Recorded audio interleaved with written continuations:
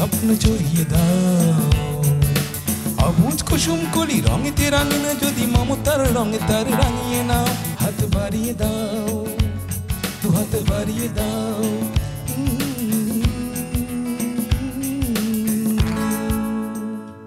সুপ্রিয় দর্শক, আমন্ত্রণ জানাচ্ছি অটিজম এবং অন্যান্য প্রতিবন্ধিতা নিয়ে RTV নিয়মিত আয়োজন বার্জার পেন্টস হাত বাড়িয়ে দিলাম অনুষ্ঠানে। আর আপনাদের সাথে আছি আমি সৈয়দা মুনিরা ইসলাম। দর্শক, আমরা বার্জার পেন্টস হাত বাড়িয়ে দিলাম অনুষ্ঠানের মাধ্যমে বাংলাদেশের বিভিন্ন প্রান্তে ছড়িয়ে ছিটিয়ে থাকা এই বিশেষ চাহিদা সম্পন্ন মানুষগুলোর কথা বলছি। দর্শক, তারই ধারাবাহিকতায় আজ আমি চলে এসেছি আগারগাঁওয়ের নিউ কলোনিতে। দর্শক, আজ এখানে এমন একটি পরিবারের সাথে আপনাদেরকে পরিচয় করিয়ে দেব যে পরিবারে রয়েছে দুজন তীব্র মাত্রার অটিজম বৈশিষ্ট্যসম্পন্ন সন্তান। দর্শক, এমন তীব্র মাত্রার অটিজম বৈশিষ্ট্যসম্পন্ন দুজন সন্তানকে নিয়ে পথ চলতে যেয়ে এই পরিবারটিকে কী কী চ্যালেঞ্জ মোকাবেলা করতে হচ্ছে, তাদের জীবন যাপন করতে কি কি অভিজ্ঞতার সম্মুখীন হতে হচ্ছে, সেই বিষয়গুলোই আপনাদেরকে জানাবো। পাশাপাশি অতি সম্প্রতি এই পরিবারটিতে ঘটে গিয়েছে একটি ট্র্যাজেডি, সেটাও তুলে ধরব। চলে যাই সেই পরিবারটিতে আর পরিচিত হই পরিবারের সদস্যদের সাথে।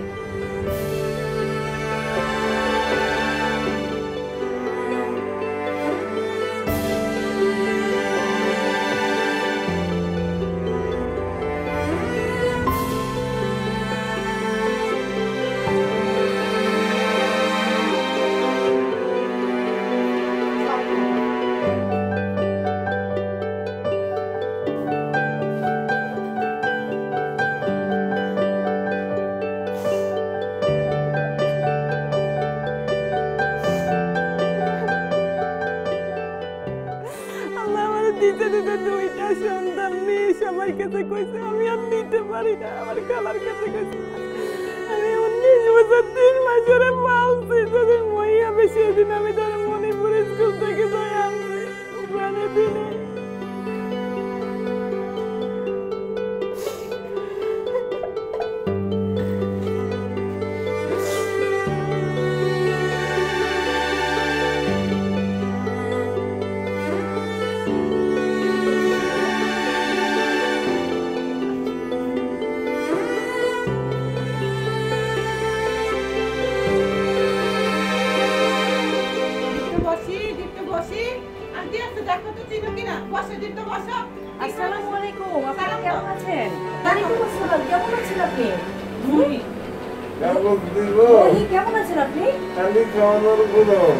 হ্যাঁ, সেটা তো ঠিক আছে। তুমি কেমন আছো?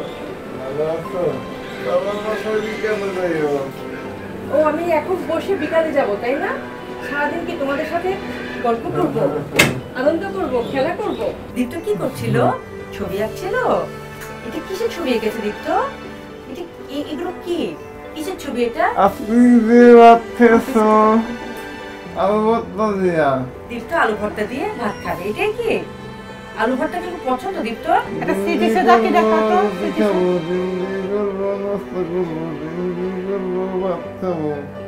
আচ্ছা, তাহলে আমরা বুঝতেই পারছি আলু ভর্তা দিয়ে ভাত খাবে, ডিম দিয়ে ভাত খাবে, আরো অনেক কিছু দিয়ে দীপ্ত দুপুরে ভাত খাবে।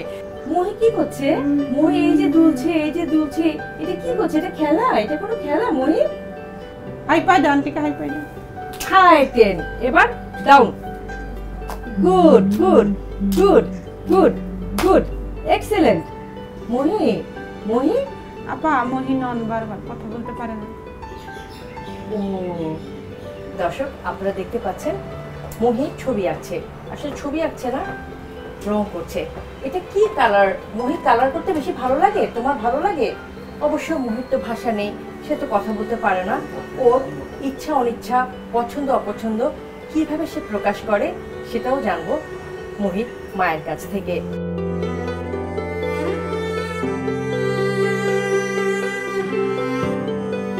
এতগুলো আম কি দীপ্ত কেটেছে? তুমি? বাপরে বাপ! দীপ্ত, আমার তো খুব অবাক লাগছে যে কিভাবে দীপ্ত এত সুন্দর করে কাজটা করছে। দীপ্ত কি এটা নিয়মিতই করে আপা? জি। এই আম ছেলা বা অন্য কোনো সবজি কাটা ছেলা? গাজর, সর্বোপরি সে লতি আর ডাটা ছাড়া সবকিছু চিনতে পারে। এবং পেঁয়াজ মাঝখান দিয়ে কেটে দিলে সেটা এইভাবে করে করে চিনি। আচ্ছা, রসুনও এক কোষ করে করে চিনতে পারে।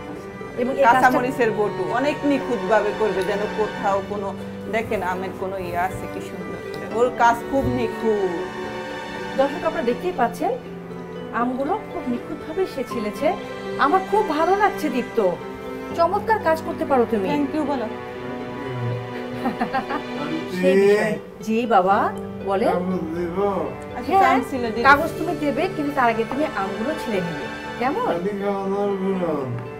নিশ্চয়ই আন্টি খাওয়া দাওয়া করবে দীপ্তর সাথে, কেমন? আপনার সন্তান মোট কজন? আমার দুইটা ছেলে, একটা মেয়ে ছিল মারা গেছে। দীপ্ত কি আপনি বড় সন্তান? জি, বড় ছেলে। ও বয়স কত এখন? 26 বছর। আর আমরা মহিকে দেখেছি, মহির বছর 9+।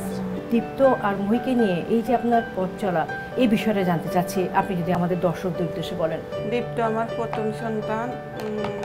প্রথম ছোটকালে দীপ্ত খুব সুন্দর ছিল, সবাই দীপ্তকে খুব আদর করে। এই কলোনিতেই ছিলাম আমরা, আমার শ্বশুরের নামে বাসা ছিল সামনে।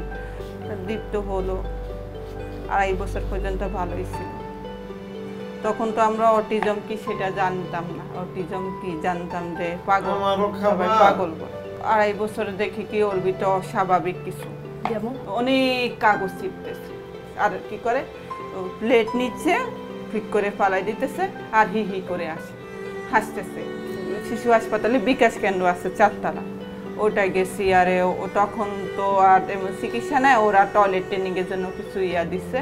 ওরা এই কোনো ওষুধ দেয় নেই, ওনারা দেখছে আর দেখি কিছু নিয়ম দিছে আর বলছে তখন কল্যাণ স্কুলে, তখন কোনো স্কুল ছিল না। তো এই 2টা বাচ্চা নিয়ে, ছোটটারে এরকম করে নিয়ে, মেয়েটাকে তখন তো মই ছিল না, এরকম করে নিয়ে সকালে বসে যেতাম, এই দোতলায় বসে থাকতাম। এই সাপটা তো তখন একটু শান্ত হয়েছে। আচ্ছা যা চলো। তারপরে ও খুব রাতে কাঁদতো, ঘুমাইতে দিত না, তো স্যারের চিকিৎসায় আস্তে আস্তে একটু ভালোর দিকে। তার মধ্যে আবার আমার 8-এর দিকে ব্লাড ক্যান্সার ধরা খেয়েছে। আপা বার্ডেনে চাকরি করতো, তো ওইখানে চিকিৎসা করাইছি, আর উনি অনেক হেল্প করছে। তারপর মহি আসলো, উনি অনেক পরে হয়েছে। তারপর মেয়েটাকে মণিপুর স্কুলে ভর্তি করাইছে, ও 14 নম্বর আসতে যাইতেছে। আবার ওকে তখন শিশু একাডেমিতে ভর্তি করাইছি, শুক্র শনিবারে নিয়ে যাইতাম 3টার সময়। ও ভালো, বিভিন্ন জায়গায় আপনাদের RTV-তে ক্যালেন্ডারে ছবি আসছে, বিভিন্ন জায়গায় পুরস্কার টুরস্কার পাচ্ছিল। দীপ্ত ছবি আঁকে, তাই না? জি, অনেক ভালো ছবি আঁকতো।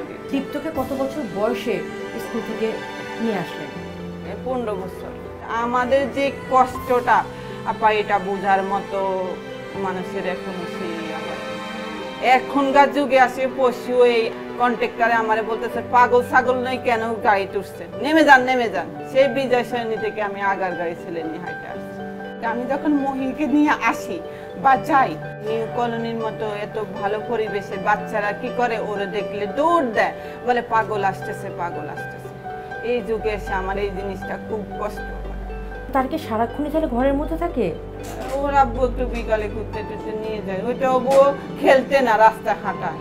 আপা, আমি আরও কথা শুনবো আপনার সন্তানদেরকে নিয়ে। দর্শক, মেহরুন্নেসা আপা তার অটিজম বৈশিষ্ট্য সম্পন্ন 2 সন্তানকে নিয়ে তার এই বিশেষ পথ চলার অভিজ্ঞতার কথা শোনাচ্ছিলেন। এই পরিবারে আরও একটি হৃদয় বিদারক ঘটনা আছে। সেটা হলো মেহরুন্নেসা আপার মেয়ে, তাকে ঘিরে একটি ঘটনা ঘটেছে, যেই ঘটনা আমি জানবো, আপনাদেরকেও জানাবো। তবে তার আগে নিয়ে নেব ছোট্ট একটি বিরতি। দর্শক, অটিজম এবং অন্যান্য প্রতিবন্ধিতা নিয়ে RTV নিয়মিত আয়োজন বার্জার পেইন্টস হাত বাড়িয়ে দিলাম অনুষ্ঠানের এই পর্যায়ে নিয়ে নিচ্ছি ছোট্ট একটি বিরতি। ফিরছি কিছুক্ষণের মধ্যেই, আমাদের সঙ্গেই থাকুন।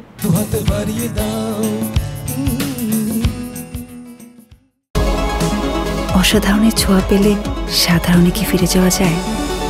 বার্জার লাক্সারি সিল্ক, গ্ল্যামারাস দেয়াল এমনটাই যেন নিজেকেই ছাড়িয়ে যায়। সুপ্রিয় দর্শক, বিরতি শেষে আবারও আপনাদের সবাইকে আমন্ত্রণ জানাচ্ছি অটিজম এবং অন্যান্য প্রতিবন্ধিতা নিয়ে RTV নিয়মিত আয়োজন বার্জার পেইন্টস হাত বাড়িয়ে দিলাম অনুষ্ঠানে। আপা, আপনি তো বলছিলেন মহির বয়স এখন 9+, তাই না? মহি স্কুলে যাচ্ছে, জি সেখানে সে কি করছে? পাইপ মোটরের কাজগুলো করতেছে, তারপরে মেসিং করতেছে, বিভিন্ন ড্রয়িং করতেছে, তারপরে ড্যান্স করতেছে, গানের ক্লাস আছে, সুইমিং আছে মাসে 2টা। মহি যেহেতু কথা বলতে পারে না, নন ভার্বাল, তার চাহিদাগুলো সে কিভাবে বোঝায়? যে হাত ধরে নিয়ে যায়, হাত ধরে নিয়ে যে জিনিসটা চাবে, কোনো কিছু খুলতে পারতেছে না, জিনিসটা আয়না আমার কাছে দেয় যে খুলে দাও, খাবে। দীপ্ত যেমন ছবি আঁকে, মহিও কি ছবি আঁকে? মহি ছবি আঁকাচ্ছে, মহি ধরেন এইসব কাজগুলা খুব ভালো পারে, যেমন মালা গাঁথা, তারপরে ঘরের এই জিনিসটা এখানে আছে এইভাবে থাকবে, সেই জিনিস গোছানো জিনিসটা মহির এই জিনিসটা এইভাবে থাকবে, 10 দিন পর এইভাবে গোছানো যেখানে আছে সেখানেই থাকতে হবে। যদি সরিয়ে ফেলেন বা সরে যায় তখন কিরকম করে মহি, কিভাবে তার সেই অপছন্দটা প্রকাশ করে? যে আমার পাটা এখন আছে এরকম থাকার কথা না, আমি যদি এরকম করি সে সেটা পছন্দ করে, সে আইসা অনেক দূরে থাকলে আসে এইভাবে ঠিক করে। মহির আর কি সীমাবদ্ধতা আছে? মহির সীমাবদ্ধতা অনেক, মহির এপিলেপসি আছে, তারপরে মহি কথা বলতে পারে না, আবার যা পায় তা মুখে দেয়, আবার খাওয়ার ব্যাপারেও মানে তার ওজন কম আছে। এটা কি মহি, এগুলো কি? বাহ, তাহলে এরপরে কোনটা কোথায় রাখবো আমরা? দেখি তো ম্যাচিংটা কিরকম করতে পারে মহি। চমৎকার, very good, well done. High five. বাহ, কি সুন্দর যে শেপসগুলো কোথায় কোথায় যাবে, প্রত্যেকটা শেপকে তাদের নির্দিষ্ট জায়গায় রেখে দিতে পারলো। ওরা ওদের দৈনন্দিন কাজগুলো করতে পারে মহি আর দীপ্ত? দীপ্ত মোটামুটি সবই পারে আলহামদুলিল্লাহ, একদম সব। কিন্তু মহি প্যান্ট পরতে পারে, জামা পরতে পারে, জুতা পরতে পারে, মাঝে মাঝে ইচ্ছে হলে বিরিয়ানি টিরানি হলে খাইতে পারে, আর ভাতটা তেমন খাইতে পারে না। ওরা নিজেদের খাবার নিজে খেতে পারে? দীপ্ত পারে, ও পারে না। দীপ্তর যখন এরকম অবস্থা ছিল তখন কি কখনো মনে হয়েছিল যে দ্বিতীয় যে সন্তানটা আসছে সে দীপ্তর মতো হবে কিনা? না, এটা কখনো ভাবিনি। আপনি যখন জানলেন তখন কি মনে হয়েছিল আপনার? আমার অনেক কষ্ট হয়েছে, আমাকে নিজের কাছে নিজেকে অপরাধী মনে হয়, কিন্তু আপা আমার জানেন আমি আমার জীবনে মনে হয় তেমন কোনো অপরাধ করিনি। মেয়েটা যখন ছিল তখন এই 3 ভাই বোনের মধ্যে সম্পর্কটা কেমন ছিল আপনার? মেয়েটা ওকে বড় করছে তো, ওকে আমি যে আপনাদের RTV, শিশু একাডেমি, বিভিন্ন জায়গায় শিশু একাডেমিতে ভর্তি হলে দেখা যায় যে সপ্তাহ ছবি আঁকা থাকে বিভিন্ন জায়গায়, সারা ঢাকা শহরে দৌড়াইছি। ও বড় করছে, ও যে অটিজম সেটা ওর মেনে নিতে অনেক কষ্ট হয়েছে। ও বলে না আমার ভাই ভালো, আমি আল্লাহর কাছে বলতে, আল্লাহ তুমি আমাকে একটা মেয়ে দিও, মানে আমি খুব মেয়ের জন্য ইয়া করছি, তো আল্লাহ আমাকে দিছিল, আমি রাখতে পারিনি, সেটা আমার দুর্ভাগ্য। কিন্তু মেয়েটা খুব লক্ষ্মী ছিল, আমাকে বুঝতো, আর মেয়েটা খুব ব্রেনি ছিল যে এইভাবে করো, এই কাজ এইভাবে করো, জিজ্ঞেস করতো। সে আমার বন্ধুর মতো ছিল। দর্শক, আপার একটা মেয়ে ছিল দীপ্ত আর মহির মাঝখানে। সেই মেয়েটি গত বছর আত্মহত্যা করে। আপা, আপনার মেয়েটা সম্পর্কে জানতে চাই এবার, ওর নাম কি ছিল? ওর নাম ছিল সুমাইয়া ইউসুফ। ল্যাপটপ কিনে আনছে অনেক কষ্ট করে, টিউশনে করে। সেই ল্যাপটপ আনার সাথে ল্যাপটপের চার্জার দেয়, সেটার মুখ কামড়া, ও যা পাইতো কামড় দিত, মুখে দিত। মানে তার জীবনটা আসলে ইয়া হয়ে গেছে যে 2টা ভাই। দীপ্ত আবার 2 বছর আগে খুব হাইপার হয়ে গেছে, ঘরের জিনিসপত্র ভেঙে। আর এমন হইতো যে ওর পরীক্ষা আসতেছে তখন দীপ্ত হাইপার হইতেছে, জিনিস পালাই দিতেছে, ধাক্কা দিতেছে, ঘরের জিনিস ভেঙে ফেলতেছে। ও যায় ওর একটা বই পালাই দিতেছে। এই যে দেখেন ওই বারান্দায় কিন্তু ইয়া দেওয়া, কোনো বাসায় কিন্তু নাই, নেট দেওয়া, ও বই পালাই দেয়, পেন্সিল পালাই দেয়, কাগজপত্র পালাই দেয়, এরকম। মানে চশমা পালাই দিত। মেয়েটার বয়স কত হয়েছিল? 19 বছর 3 মাস। কি করছিল সে তখন? তার খুব ইচ্ছা ছিল ডাক্তার হবে, ডাক্তার 2টা পরীক্ষা দিতে হয়নি। কি এমন ঘটনা ঘটেছিল যেটা তাকে প্ররোচিত করলো আত্মহত্যা করতে? ওই যে ডাক্তারিতে টিকলো না, সে তার জীবনে কিছু হলো না। আর আমার 2টা ভাই এরকম, আমি সবসময় কষ্ট করলাম, মানে ও ওরা খুব জ্বালাইতো রাত্রে। ও আবার কি করে এরকম এরকম করে পা দিয়া করে, 2টা রুম তো, ঘুমাইলে এরকম এরকম করে পা দিয়া করতো। হ্যাঁ, তখন ওর ঘুম ভেঙে যাইতো। এই কলোনিতে তার কোনো বন্ধু ছিল না? না, বন্ধু ছিল। আপনি বলছেন সে টিউশনি করতো? টিউশনি করছে। আসলে আমার মেয়েটার কথা বলতে আমার খুব কষ্ট হচ্ছে। এখানে কিন্ডারগার্টেনে পড়ছে, মণিপুর স্কুলে পড়ছে 10 বছর। কলেজ কোনটা ছিল তার? College city college. City college থেকে পাশ করেছে সে? জি, মণিপুর স্কুল থেকে। তারপর কি ঘটেছিল আবার? তার ভিতরে সবসময় একটু হতাশা ছিল। এমনকি কলেজ থেকে আসে, স্কুল থেকে খাইতে বসে দীপ্ত প্লেটটা টান দিত। আপনারা যখন বুঝতে পারছিলেন সে হতাশায় ভুগছে, তার মন খারাপ থাকে, তার ভেতরে অনেক রকম সমস্যা হচ্ছে, তাকে ডাক্তার দেখাননি? আমি ওকে বলছিলাম যে আমি বলছিল যে আম্মু আমি 5 তারিখ, তার মানে 22 তারিখ থেকে এই কয়দিনের ভিতরে তার গুচ্ছ, তারপরে কয়েকটা পরীক্ষা একসাথে রাজশাহী ইউনিভার্সিটিকে ফর্ম উঠেছে, ওইটা 7 কলেজ, মানে কয়েকটা মিলে পরীক্ষা ছিল 5 তারিখ পর্যন্ত। আমি 5 তারিখের পরে ডাক্তার কাছে যাব। এটা ঘটনাটা কবে ঘটেছিল? 21 তারিখে রাত। যখন এই ঘটনাটা ঘটে তার আগে তার আচরণ কিরকম ছিল? আপনার সাথে কি কথা হয়েছিল? আমি ছিলাম না, ওর আব্বু ছিল। আমার ভাইয়ের বড় অপারেশন হয়েছে, তো আমি ওইখানে গেছি। ওই আমাকে বলতেছে যে মামা অনেক কিছু করতেছে তোমার জন্য, করছে আমাদের জন্য, তুমি যাও। আমি যাইতে চাইছিলাম না। মেয়ের এই দুর্ঘটনার জন্য কে নিজেদেরকে দোষী মনে করেন? আমি আমাকে দোষী মনে করি। 1 নম্বর যে আমার 3য় বাচ্চাটা না নেওয়ার দরকার ছিল, আমি বাসায় ছিলাম না। আর আমি মনে করি এইসব বাচ্চা থাকলে ওদের অনেক টাকা পয়সা হইতে হবে, আলাদা ফ্ল্যাটে রাখবো, না হোস্টেলে রাখবো, না হয় আর বাচ্চা নেওয়ার দরকার নেই। আমি মেয়ের কোনো দোষেই, হয়তো ভুল করছে, কিন্তু মেয়ে অনেক কষ্ট করছে আপা, আমি অনেক কষ্ট করছে, আমি মা দেখছি অনেক। কিন্তু আমার মেয়েটা অনেক আমার জীবনে প্রয়োজন ছিল, অনেক বেশি প্রয়োজন ছিল। এই জন্য আমি এক কথা শেষে বলবো, কেউ যদি অটিজম বাচ্চার সাথে ভালো বাচ্চা রাখতে চায়, তাইলে ওর জন্য সেইভাবে ব্যবস্থা করে রাখে, না হয় আর বাচ্চা না নেওয়ার এটা দরকার নেই। ছোট থেকেই এত বেশি চ্যালেঞ্জের মুখোমুখি হতে হয়েছিল মেয়েটাকে যে একটা সময় আসলে আর নিতে পারে নাই। হয়তো বাবা মা হিসাবে যে কাজটা করা দরকার ছিল, মেয়েটাকেও ডাক্তার দেখানো উচিত ছিল এবং মেয়েটার কাউন্সেলিং প্রয়োজন ছিল, সেটা হয়তো মা বাবা বুঝে উঠতে পারেননি।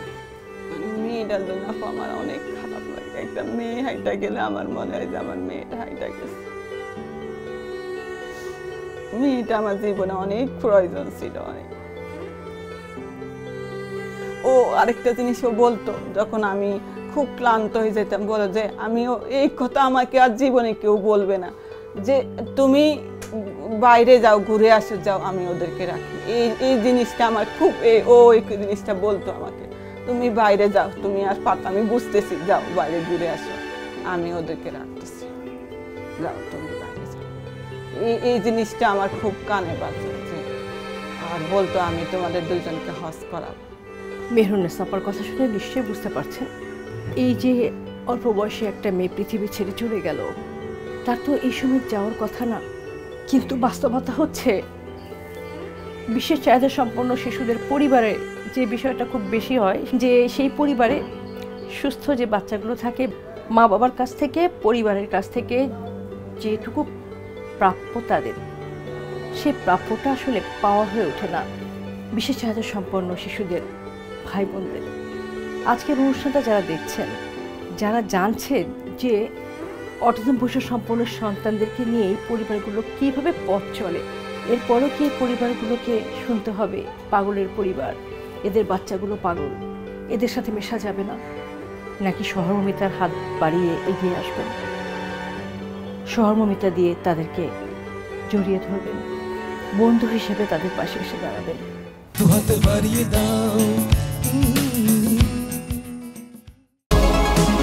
অসাধারণের ছোঁয়া পেলে সাধারণে কি ফিরে যাওয়া যায়? বার্জার লাক্সারি সিল্ক, গ্ল্যামারাস দেয়াল এমনটাই যেন নিজেকেই ছাড়িয়ে যায়।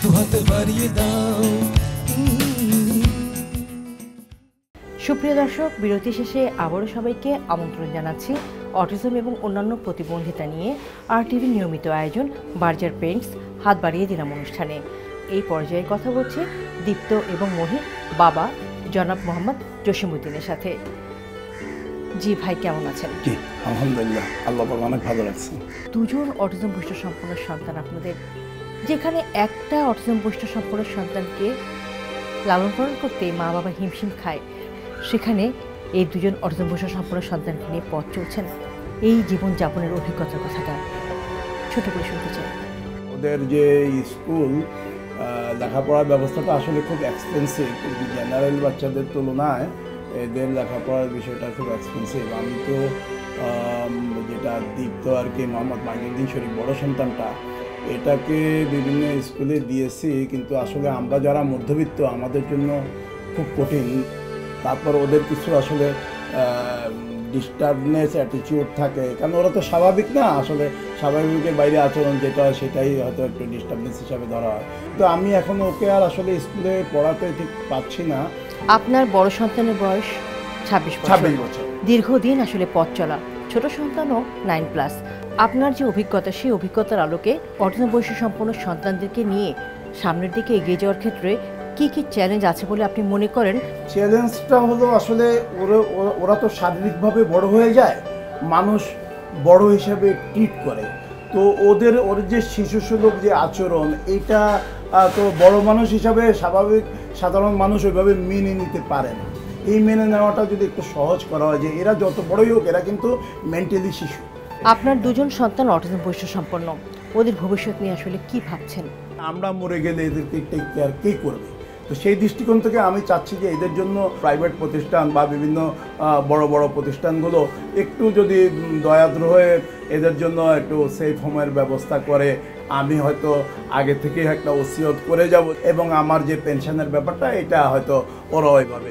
আপনার দুটো সন্তান অটিস্টিক, আপনার পরিবারে যেমন ভাই বোন, আপার পরিবারে ওনার ভাই বোন, তাদের সন্তানরা কেউ অটিস্টিক আছে কি? না, আমার সন্তানই তো দুটো। এমনি আমার বোনের একটা, বড় বোনটার একটা সন্তান এই ধরনের বিশেষ চাহিদা সম্পন্ন সন্তান। এর মাঝে যে বিষয়টি এসে গেছে, অতি সম্প্রতি আপনি আপনার কন্যা সন্তানটিকে হারিয়েছেন একটা দুর্ঘটনায়। সেক্ষেত্রে কি মনে হয় না যে ওই সন্তানটির যে সময় পাওয়ার কথা ছিল, আপনাদের দিক থেকে যে মনোযোগ বা অ্যাটেনশন পাওয়ার কথা ছিল, ওর যে কাউন্সিলিং সাপোর্টটা পাওয়ার কথা ছিল, সেটা ওকে দেওয়া হয়নি? ইকোনমিক্যাল অবস্থা যতটুকু আছে তার চাইতেও আমার মনে হয় যেন বেশি চেষ্টা করেছি। আমি দীপ্তকে কিন্তু তখন কিন্তু স্কুলে ওইভাবে দিই নাই, কারণ খরচ হবে প্রচুর। কিন্তু আমি মেয়েটাকে এস্টাবলিশ করতে চেয়েছি, কারণ মেয়েটা বেঁচে থাকলে হয়তো আমরা দুনিয়া থেকে চলে গেলে ও ভাইদের দিকে খেয়াল করবে। ও যদি সেভাবে মানুষ হয়ে উঠতে না পারে তাহলে ও ভাইদের দিকে দেখবে কীভাবে। আমি হার্ট অ্যান্ড সোল ট্রাই করেছি আমার মেয়েটাকে মানে এস্টাবলিশ করার জন্য।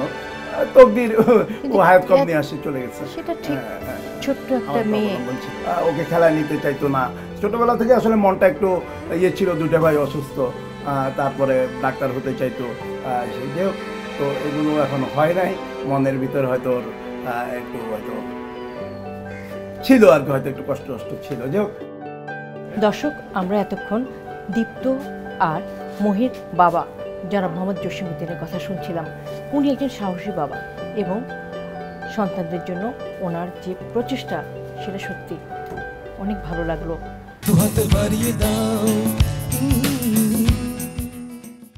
দর্শক, এখন কথা বলছি জসিম সাহেবের প্রতিবেশী জনাব মোহাম্মদ তৌহিদুল ইসলামের সাথে। আপনি তো জসিম সাহেবের খুব কাছের প্রতিবেশী, খুব কাছ থেকে জসিম সাহেব এবং তাদের যে পরিবার, সেই পরিবারের পথ চলাটা দেখছেন। আপনার কাছ থেকে আসলে এই বিষয়টা সম্পর্কে জানতে চাচ্ছি। প্রথম যে সময় আমরা বুঝতে পারিনি, জি, তখন কিন্তু আমাদের খুব খারাপ লাগতো। যেমন ধরেন প্রতিবন্ধী ছেলে এই যে ব্যাক সাউন্ডগুলো যেগুলো করে, যেমন আমার নাম ধরে ডাকে, যেমন বিভিন্ন কথা বলে, তখন কিন্তু খারাপ লাগতো। যখন আমরা বুঝতে পারলাম আসলে এটা, সে তো তার বাচ্চা সুলভই হবে, কারণ সে তো আমাদের থেকে ব্যতিক্রম, এবং উপলব্ধি করতেছি যে আমার যদি দুটো বাচ্চা এরকম হতো তাহলে আমরা কী করতাম। আমার মনে হয় সবাইকে, শুধু আমাদের এই প্রতিবেশী জসিম সাহেবই না, যত প্রতিবন্ধী আছে আমাদের পৃথিবীতে, সবাইকে সহযোগিতা করা উচিত। তারা যে জীবন যাপনটা করে, এই জীবন যাপন করাটা আপনার কাছে কেমন মনে হয়? না, এটা তো খুবই মানে কষ্ট লাগে। যেমন আমাদের বাচ্চারা স্কুলে যাচ্ছে নিয়মিত, খেলাধুলা করতেছে, পড়াশোনা করতেছে, কিন্তু তার বাচ্চা দুটো ব্যতিক্রম। এগুলো খুবই কষ্টকর। দীপ্ত মহির মতো বিশেষ চাহিদা সম্পন্ন সন্তান আছে, সেই পরিবারগুলোর পাশে যারা থাকবেন, যে প্রতিবেশীরা থাকবেন, যে সহকর্মীরা থাকবেন, তারা তৌহিদ সাহেব এবং তৌহিদ সাহেবের মতো যে সহমর্মী মন মানসিকতাপূর্ণ মানুষগুলো আছেন, প্রতিবেশী সহকর্মী, তাদের মতো করে একটু ভাববেন, তাদের মতো করে একটু অনুভব করার চেষ্টা করবেন, তাদের মতো সহমর্মী হয়ে পাশে এসে দাঁড়াবেন। তাহলে হয়তো আমাদের দীপ্ত এবং মহির পরিবারগুলোর মতো যে পরিবারগুলো আছে, তাদের পথ চলাটা একটুখানি হলেও সহজ হবে। দুহাত বাড়িয়ে দাও।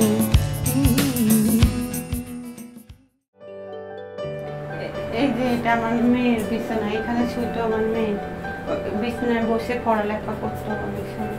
আচ্ছা আচ্ছা, এই যে ওর খাতা।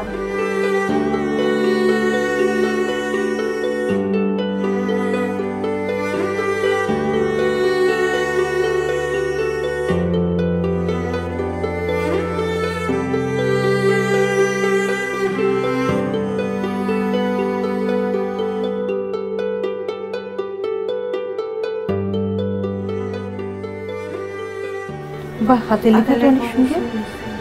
সে লেখাপড়া ছাড়া অন্য কিছু বুঝতো না, নোট করে করে পড়তো। ম্যাথ খাতা। আমার হাতে এই মুহূর্তে সুমাইয়া উম্মে ইউসুফের অ্যাডমিট কার্ড, রেজিস্ট্রেশন কার্ড। সেখানে আমরা সুমাইয়াকে দেখতে পাচ্ছি। মানুষটা চলে গেছে, কিন্তু তার স্মৃতিগুলো রয়ে গেছে, যে স্মৃতিগুলো মুহুর্মুহ কাঁদাচ্ছে এই মানুষটাকে। ও কাছের চুড়ি খুব পছন্দ করতো। তাই? আচ্ছা আচ্ছা। কাছের চুড়িটা প্রত্যেকটা জামার সাথে। এ তো অনেক চুড়ি আপা এখানে, আর ছিল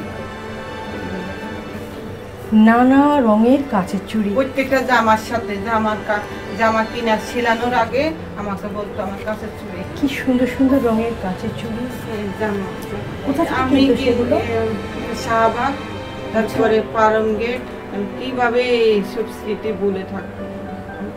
আর ওই জিনিসটা যে তুমি বাইরে যাও, আমি ওদেরকে রাখবো। সত্যি মানে বাস্তবে এই জিনিসটা আমাকে আর কেউ বলবে না। এই জিনিসটা যে তুমি ওর আব্বা কর্তব্যের খাতিরে রাখবে, কিন্তু এই কথা আমাকে আর কেউ বলবে না। সন্তান হারানো কষ্ট, অনেক কষ্ট, অনেক কষ্ট। যার সন্তান গেছে সে কষ্ট। কোনো সান্ত্বনা দেওয়ার ভাষা আমার কাছে নাই এই মাকে। প্রতি মুহূর্তে বিশেষ চাহিদা সম্পন্ন দুটি সন্তানকে নিয়ে যুদ্ধ করছেন, আর সারাটাক্ষণ মেয়ে হারানোর শোকে ভেতরে ভেতরে জ্বলে পুড়ে ছারখার হয়ে যাচ্ছেন। আজকে বার্জার পেইন্টস হাতবাড়ি দিলাম অনুষ্ঠানে দুটো অটিজম বৈশিষ্ট্য সম্পন্ন সন্তানকে নিয়ে যে পরিবারটির পথ চলার অভিজ্ঞতার কথা শেয়ার করলাম, এবং এই শেয়ার করতে এসে যে ট্র্যাজিক ঘটনাটি শুনলাম, এরপরে আসলে আমি নিজেই বুঝতে পারছি না যে এই পরিবারের ভোগান্তির মাত্রাটা কোন পর্যায়ের। আর কারো পরিবারে যেন এমন দুর্ঘটনা না ঘটে, আর কোনো মাকে যেন মেহেরুন্নেসা আপার মতো এমন অভিজ্ঞতা সম্মুখীন হতে না হয়। যে পরিবারে অটিজম বৈশিষ্ট্য সম্পন্ন সন্তান রয়েছে, সেই পরিবারের অটিজম বৈশিষ্ট্য সম্পন্ন সন্তানের যে সিবলিংস বা ভাই বোনগুলো রয়েছে, তাদের যত্ন নিন, তাদের সাথে মন খুলে কথা বলেন, তাদের সাপোর্ট দরকার। বিশেষ চাহিদা সম্পন্ন সন্তানের অনেক সাপোর্ট প্রয়োজন বলে বেশিরভাগ মনোযোগ, বেশিরভাগ অ্যাটেনশন, বেশিরভাগ সাপোর্ট আপনার বিশেষ চাহিদা সম্পন্ন সন্তানের প্রতি দিয়ে দেন, খুব স্বাভাবিক। কিন্তু পাশাপাশি আপনার আরও যে সন্তানগুলো রয়েছে তাদেরকেও সময় দিন, তাদেরকেও সাপোর্ট দিন। প্রয়োজন হলে কাউন্সিলরের কাছে যান, কাউন্সেলিং সেবা প্রদান করুন। আর কোনো পরিবারে যেন সুমাইয়া জেসির মতো কোনো বোনকে এভাবে আত্মহতি দিতে না হয়, আর কাউকে যেন এত অসময়ে সবাইকে কাঁদিয়ে চলে যেতে না হয়। আজকের মতো এখানেই শেষ করছি অটিজম এবং অন্যান্য প্রতিবন্ধিতা নিয়ে RTV নিয়মিত আয়োজন বার্জার পেন্টস হাত বাড়িয়ে দিলাম অনুষ্ঠান। দেখা হবে আগামী পর্বে। সেই পর্যন্ত সবাই ভালো থাকুন, সুস্থ থাকুন, RTVর সঙ্গে থাকুন। স্বপ্ন জড়িয়ে দাও অবুঝ কুসুম কলি রঙেতে রাঙিয়ে, যদি মমতার রঙে তার রাঙিয়ে নাও। হাত বাড়িয়ে দাও, দু হাত বাড়িয়ে দাও।